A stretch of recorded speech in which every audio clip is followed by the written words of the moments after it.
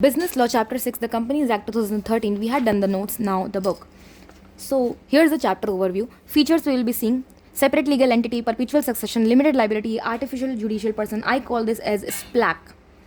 Corporate wheel theory, we will be seeing how companies different from its members. Wheel can be lifted to disregard separate legal entity, incorporation of the company, register company with ROC, get certificate of incorporation for easy filing of SPICE, that is simplified pro forma for incorporation of company electronically, if I'm not wrong. Share capital is basically nominal, registered or authorized, then issued, subscribed, called up, paid up capital. Apart from that, there are also like unissued, then unsubscribed, then uncalled capital, then paid up में we have calls in arrear, uncalled में हमारे पास एक होता है reserve capital which we will be calling up on the winding up of the company only. Shares में हमारा equity shares and preference shares होता है. इक्विटी शेयर्स में हमारा विद यूनिफॉर्म राइट्स होता है, विद डिफरेंशियल वोटिंग राइट्स होता है, which is I have told you that 1 share is equal to 1 vote इसमें होता है. लेकिन डिफरेंशियल वोटिंग राइट्स में हमारा 10,000 शेयर्स इज इक्वल टू 1, या तो 1 is equal to 10,000 या तो किसी भी नंबर का which is prescribed by the share holder, by the basically board of directors और the members,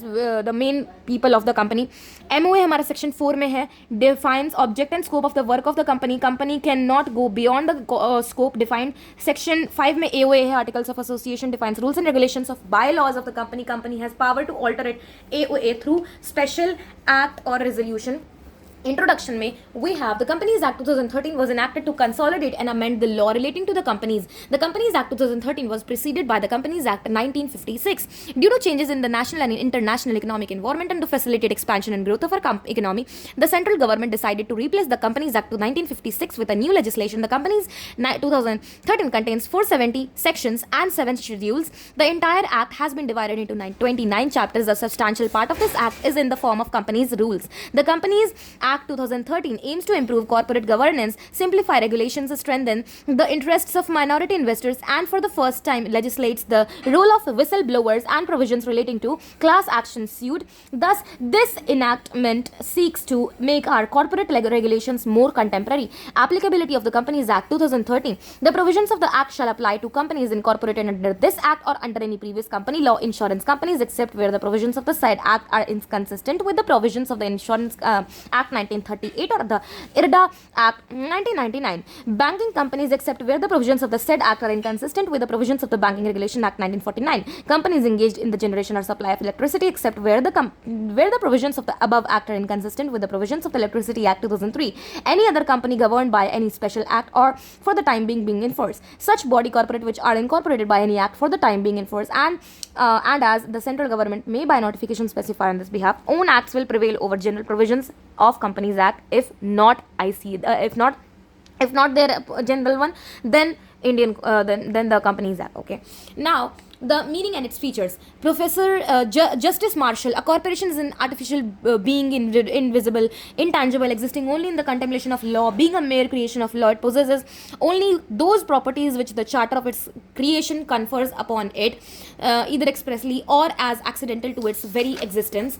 In the word of Professor Haney, a company is an incorporated association which is an artificial person created by law, having a separate entity with a perpetual succession and a common seal. This definition sums up the meaning of the features of a company. Section 2, Clause 20 of the Companies Act 2013 defines the term company. Company means a company incorporated under this act or under any previous company law. As we shall progress under this chapter, meaning of the term of the company will be understood soon. Features हमारा SPLAC होता है. Separate legal entities, legally separate from the members. Perpetual succession, change in members does not affect existence of the company. Limited liability of company is different from liability of members. Artificial judicial person, company can act through the human agency only. Company can contact, sue and be sued in its own name. Separate legal entity, there are distinctive features between different forms of organizations, and the most striking feature in the company form of business, which is other forms of business organization, is that it acquires a unique character of being a separate legal entity. In other words, when a company is registered, it is clothed with a legal personality. It comes to have almost the same rights and powers as a human being. Its existence is distinct and separate from that of its members. A company can own property, have bank account, raise loans, incur liabilities, and enter into contracts. It is at law a person which is different from the subscribers of the memorandum of association. Its personality is distinct and separate from the personality of those who compose it, यानी कि उसके members. Even members can contract with company, acquire right against it, or incur liability to it for the debts of the company. Only its creation can sue it. Creditors, only its creditors can sue it and not members.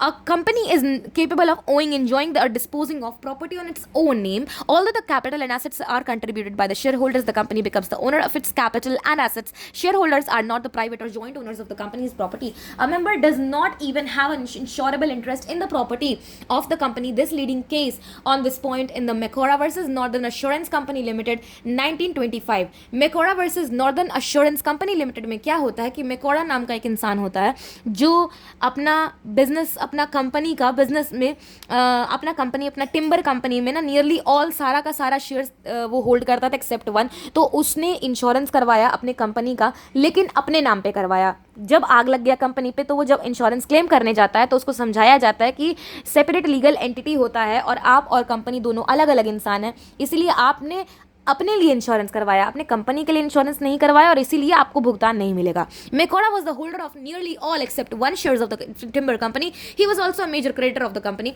M insured the company's timber in his own name. The timber was lost in the fire. M claimed insurance compensation. Held the property.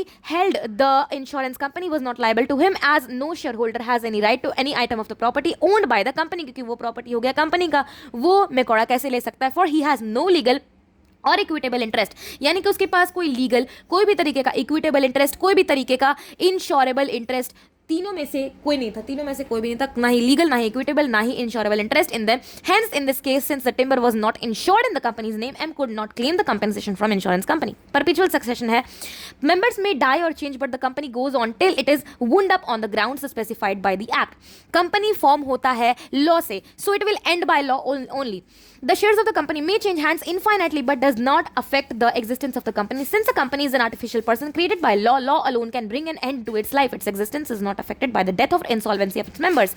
Many companies in India are in existence for over 100 years. This is possible only due to the fact that the company has perpetual existence. There was a company which has 7 members. ये एक example दिया हुआ है. 7 लोग थे उस company में और सारे के सारे लोग ना एयरक्राफ्ट में मर गए. इसके बावजूद वो कंपनी चल रहा है, वो still exist. Unlike partnership form, partnership तो बंद हो जाता है, पार्टनरशिप में नया चीज़ लाना पड़ता है, लेकिन ये चलता ही है. Limited liability, the liability of a member depends on upon the kind of the company which he is a member. We know that the company is a separate legal entity which is distinct from its members. Thus, in case of limited liability company, the debts of the company is in totality do not become the debts of the shareholders. The liability of the members of the company is limited to the extent of the nominal value of shares held by them. In no case can the shareholders be asked to pay anything more than the unpaid value of the shareholders. In the case of a company limited by guarantee, the members are liable only in the case only to the extent of the amount guaranteed by them, and that too only when the company goes into liquidation. However, if it is an unlimited company, the liability of its members is unlimited as well. यानी कि member का liability normally limited रहता है, लेकिन winding up के time पे वो हो जाता है unlimited. Artificial legal person, a company is an artificial person as it is created by a process other than natural birth. It is legal or judicial as it is created by law. It is a person since it is clothed with all the rights of an individual. Further, the company being a separate legal entity can own property, have banking account, raise loans, incur liabilities or enter into contract. Even members can contract with company, acquire rights against it or incur liability to it. It can sue and be sued in its own name. It can do everything which has natural person can do except being sent to jail, take an oath, marry or practice a learned profession. Hence, it is a legal person in its own sense.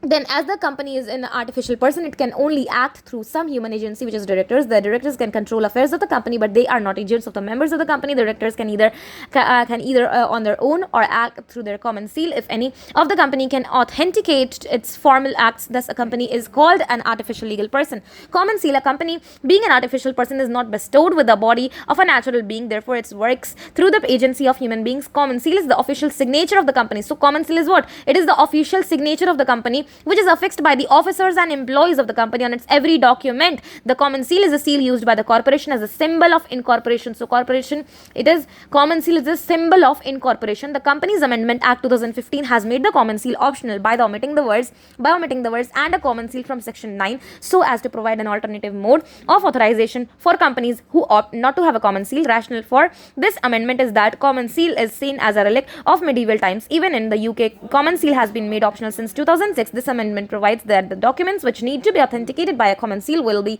required to be done. So only if the company opts to have a common seal. In case a company does not have a common seal, the authorization shall be made by 2 directors or by a director and the company secretary wherever the company has appointed a company secretary. This was, and then we will be doing this in the next video.